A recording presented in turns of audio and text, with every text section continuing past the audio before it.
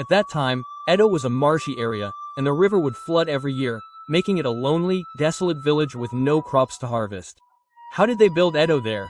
They planned to bend the water 90 degrees and pour it into Tokyo Bay. This was a huge project called the Fire Coin War, and it turned out to be a big deal. Hideyoshi's imperial decree was of exceptionally high quality. Ikong intended to conquer Japan with this money. Ikong's fire coin policy was developed with all of this in mind. You can read it as a story about a Sengoku general, but it's incredibly interesting as a business story. It's about Ieyasu establishing Edo. This has been met with rave reviews, and it's certainly true. It's incredibly interesting, but if you ask me if it's a novel, well, the writing is bad. This is good. I think anyone who wants to write a novel should definitely read this. I've rarely seen someone write something interesting with such bad writing. It's really strange to say it's bad, but what is it? I think it was a candidate for a long-term project or something, and then he says he couldn't get it anymore, but I guess that makes sense. Well, it's not the writing of a novel, it's more like the original story of a manga, but oh, that's what makes it interesting. And Edo is a swampy place with nothing. Was this originally the Treshan incident? When Hideyoshi and Ieyasu were attacking Odawara, the Hojo clan was in a detention. During the attack on Odawara, the two were detentioned, and at that time Hideyoshi wanted to rearrange the country. He said, "I'm sorry, but leave Aichi, where you're used to living, and I'm sorry, but go to Tokyo, and then to Edo." Jesus was surprised, but he said, "Okay." That was the original trigger, but Jesus was forced to abandon the rich land of Mikawa in Hideyoshi's name and transferred to Edo. At that time, Edo was a swampy place, and the rivers would flood 20 times a year, so to speak. I wonder what it was like. Maybe it's the image of Osai and the like, or maybe it's the image of the 7 districts of Hokkaido. It was a very lonely village where there was really no crops to be harvested, and when Ieyasu was transferred, the army was strongly opposed, but he still followed him, and Ieyasu thought, "No, we're going to build our capital there," but the moment he saw it, he was shocked and depressed, thinking, "I shouldn't have said yes to Hideyoshi." It was a place like Ogo, so it was a place where Ieyasu's passionate subordinates built the city of Edo. Aiyu hardly appears at all. It's a story about how Ieyasu's subordinates built Edo, and it's a passionate project. And then, the flow of the first part changes. As I said earlier, Edo is flooded with 7 districts, but the water flowing from the north is what makes it 7. It took more than 50 years from the time Ian finally ordered the big project to bend the Decide 90 degrees and have it flow into Tokyo Bay to the time it was completed. The person who was given the order was a warlord named Anada, who was a coward and didn't achieve much in battle. The story goes that because Anada Tatsugu was a coward, he succeeded in preventing the flooding of the rivers in Edo and building embankments. It's a simple story, but it goes from Anada Tatsugu to his son Tadaharu and grandson Takutsugu, and finally the waterway from to the Toki River is completed. And once the waterway is completed, the Decide seat upstream is suddenly cut open, and the water flows vigorously toward the Toki River, which is the climax. The climax of part 1 is incredibly exciting. When the water bends sharply, the bottom is clay, and the bottom is an artificial waterway that is clay, and the red water there rises up rapidly. The red water keeps increasing, and this is no good. After a cough, I think the confluence is too fast, and then white scum rises up rapidly, and the water quickly turns blue and flows down the Tawari side. Oh, there's a scene where after 50 years, the Decide is finally completed, but just before that, here goes.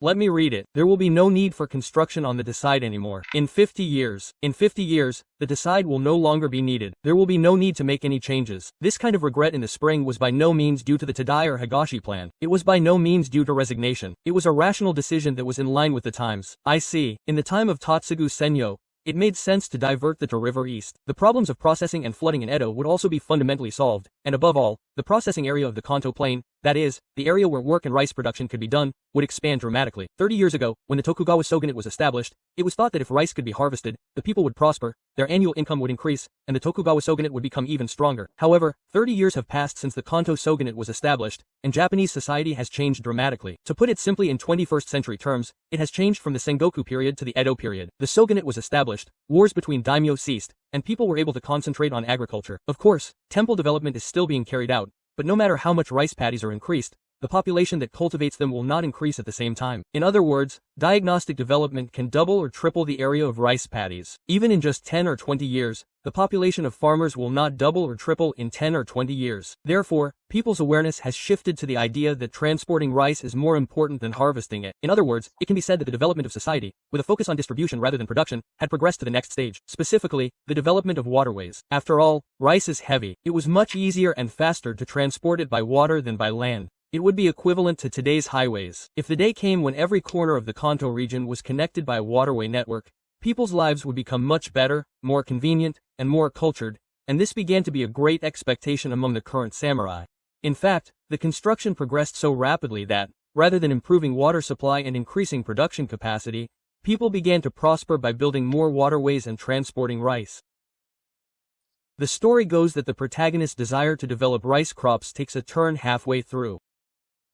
It's just that, although it may no longer be necessary, when a project is written that finally succeeds in the grandchildren's generation, it really hits home. So, the first part changes the flow, and the second part discusses gold coins.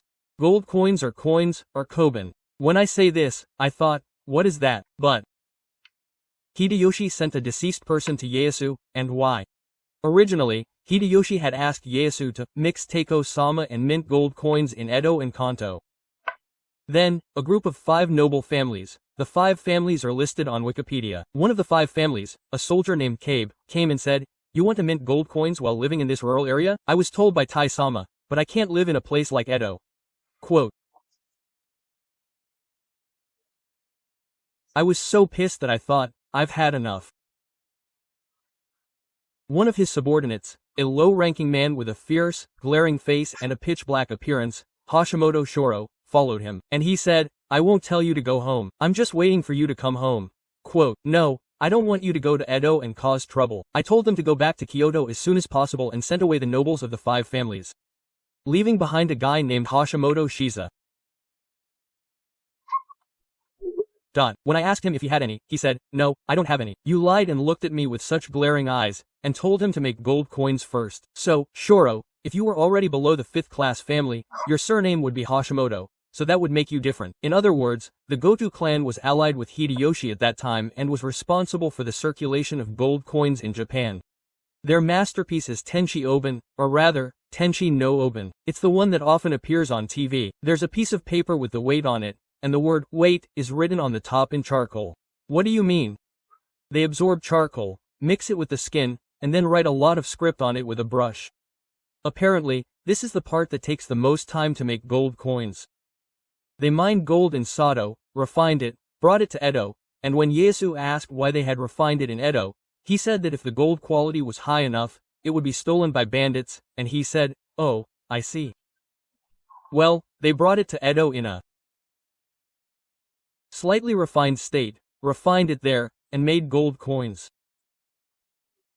Up to this point, it was an assembly line process, but then they added a seal and a national seal or something. Finally, in step 2, they wrote something like the weight of the gold in beautiful characters with a brush. This took the most time, but the extremely beautiful Tensho Hitsuho version was the masterpiece of the Goto family.